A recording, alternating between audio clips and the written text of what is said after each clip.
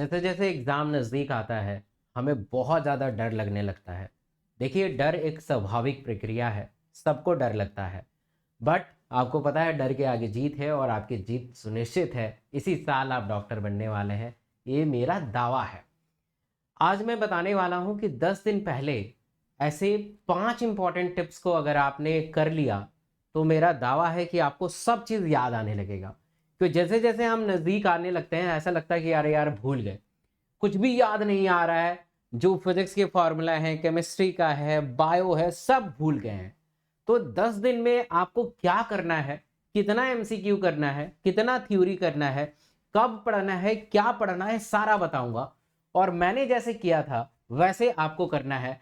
मेरे जैसे आप भी टॉप मोस्ट मेडिकल कॉलेज में जाएँगे फॉर श्योर।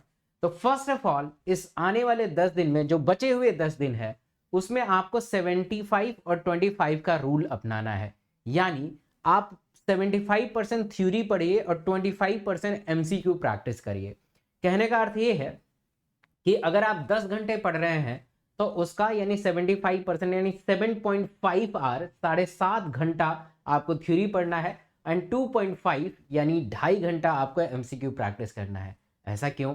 क्योंकि लास्ट टाइम में आपको एमसीक्यू नहीं करना होता, लास्ट टाइम आपको थ्योरी करना होता है, क्योंकि थ्योरी से ही एमसीक्यू आता है। तो ये सबसे इंपॉर्टेंट है। और इसका समय क्या होना चाहिए कि जो आप 2.5 आवर, अगर आप 10 घंटा पढ़ रहे हैं, तो मैंने तो एक एग्जाम्पल करा है, आपको अभी 14 से 15 घंटा पढ़ना चाहिए, ताकि एमसीक्यू करने का जो ड्यूरेशन है वो बढ़ के 3 से 4 घंटा हो जाए। आपको एमसीक्यू 2 बजे ही करना है, क्योंकि 2 बजे आपका एग्जाम है, तो आपके बायोलॉजिकल क्लॉक बिल्कुल सेट होने चाहिए और 2 बजे आपको एमसीक्यू करना चाहिए। ठीक है, तो ये पहला रूल आप लगा लीजिए कि 75 और 35 रूल इंपॉर्टेंट है। दूसरा इंपॉर्टेंट रूल ये है कि इस समय किसी भी दोस्त से बातें नहीं करना है, फोन पे पूछना नहीं कि अरे तुम्हारा ऑर्गेनिक क्या चल रहा है, और उसने कुछ क्वेश्चन पूछ दिया और आपको अगर नहीं आया, तो आपको ऐसा अंदर ही अंदर लगेगा कि यार मेरी तैयारी इतनी अच्छी है ही नहीं, इसलिए मेरे से हुआ नहीं। ठीक है, तो देखिए, इस समय अपने आप को बेहतर करना है। मतलब ऐसा नहीं है कि आपको अंदर ही अंदर इंफीरियर वाली भावना आ जाए और आपकी तैयारी रुक जाए, तो ऐसा नहीं करना है। किसी भी अपने दोस्त से बात मत करिए, डिस्कशन मत करिए, क्या चल रहा है क्या नहीं चल रहा है, बिल्कुल नहीं करना है। आपको अपने ऊपर देखना है और अपने आप को इंप्रूव करना है, किसी भी दोस्त से बात मत करिएगा। तीसरा इंपॉर्टेंट रूल ये है कि अपने बायोलॉजिकल क्लॉक को सेट कर लीजिए, क्योंकि अब समय है कि ऐसा नहीं कि आपने जैसे पढ़ा कभी भी सो गए, कभी भी जग गए, रात रात भर पढ़ रहे हैं, दिन दिन भर सो रहे हैं। ऐसा अब नहीं करना है। इस 10 दिन में अपने बायोलॉजिकल क्लॉक को सेट करना है। मैक्सिमम 10 से 11 बजे सो जाइए और सुबह 4 बजे, 5 बजे और मैक्सिमम 6 बजे तक आपको उठ जाना है। हमें अब दिन में एक्टिव रहना है, क्योंकि दिन में हमारा एग्जाम है, रात में नहीं है।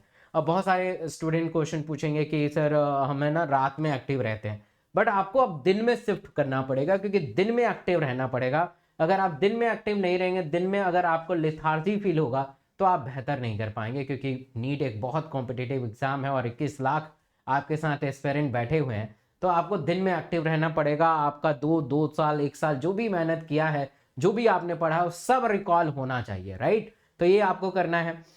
तो ये तीसरा इंपॉर्टेंट है। चौथा इंपॉर्टेंट टिप्स ये है कि आपको एमसीक्यू, जैसे मैंने आपको बताया था कि ओएमआर शीट पे करना है। एमसीक्यू के लिए 2 बजे आपको बैठ जाना है, 2 से 5:30 बजे तक एमसीक्यू करना है और साथ के साथ एनालिसिस भी कर लेना है। तो ये हो गया। और पांचवा इंपॉर्टेंट टिप्स ये है कि that is 1 day 1 subject. 1 day 1 subject का मतलब ये होता है कि पूरा जब आप दिन की शुरुआत करें, तो एक दिन में एक ही सब्जेक्ट को रिवाइज करें, ताकि उसमें आपको एक कॉन्फिडेंस बिल्ड हो सके, राइट?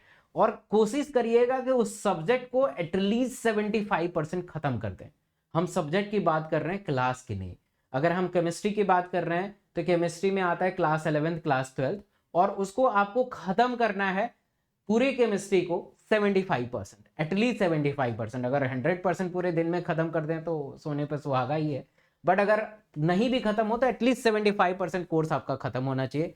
तो रिवीजन की गति को बढ़ाना चाहिए। इतना आपके अंदर पोटेंशियल आ जाना चाहिए कि अगर एक दिन बचा है, 2 दिन बचा है, तो आप 1-2 दिन में पूरी फिजिक्स केमिस्ट्री बायो को रिवाइज कर पाए।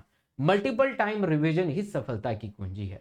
And wish you all the very best. आप सब फोड़ के आएंगे मुझे पता है, और इसी साल सिलेक्शन होगा। पहली दफ़ा इस चैनल पे आए हैं तो इस चैनल को जरूर सब्सक्राइब कर लीजिएगा और बेल आइकन को कर दीजिएगा नोटिफाई, और इस एक तो लाइक बनता ही है यार। Thank you so much.